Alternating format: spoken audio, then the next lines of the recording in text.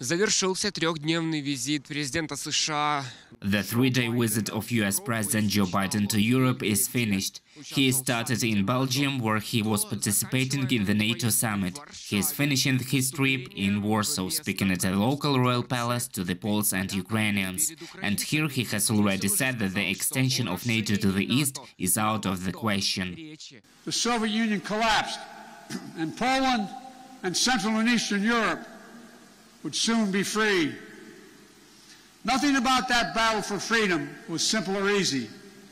It was a long, painful slog, fought over not days and months, but years and decades.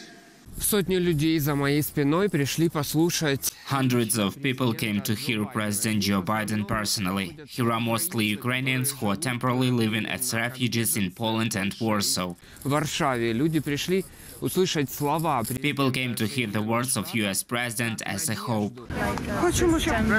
We want President Biden and the United States of America to help end the war so that families like mine can return home sooner, to our husbands, our parents, our homes.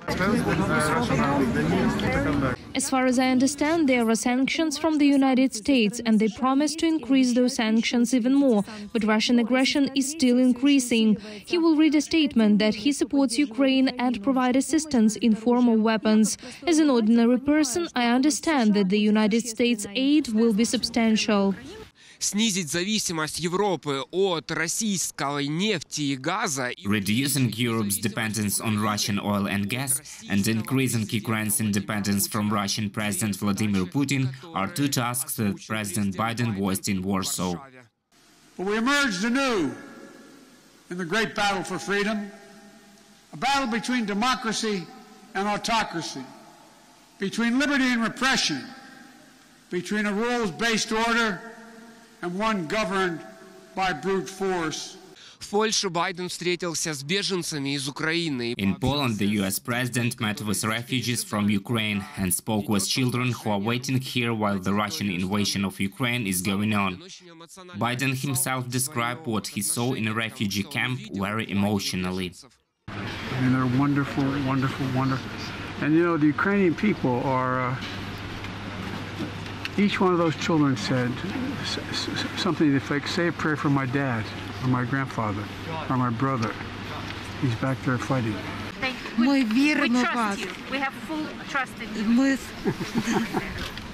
you.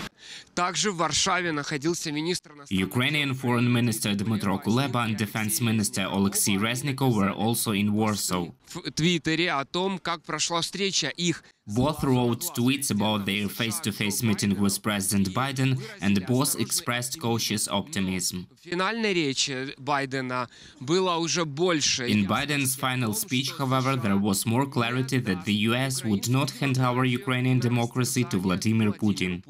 Biden сказав дві речі. Biden said two things. He said a lot of things, but these I can share with you. One, the events in Ukraine will change the 21st century, and the United States will remain with Ukraine in everything, absolutely everything, until we win. Абсолютно в усьому. До нашої перемоги. I think I will allow myself to be cautiously optimistic again today. We had a long conversation. We voiced all of our needs, which I spoke to Commander-in-Chief of the Armed Forces of Ukraine, General Zaluzhny. There were no phrases for every position. No, that's not possible. And for example, I was in the United States in November on a business trip. Some of the things I asked for, I was told, forget it, it's impossible.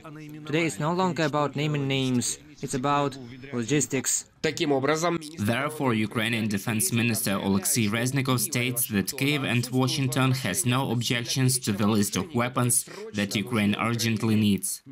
There are no disagreements on other issues as well. Volodymyr Zelenskyy and Joe Biden are a team today. From Warsaw, Oleksiy Matsuka, UATV.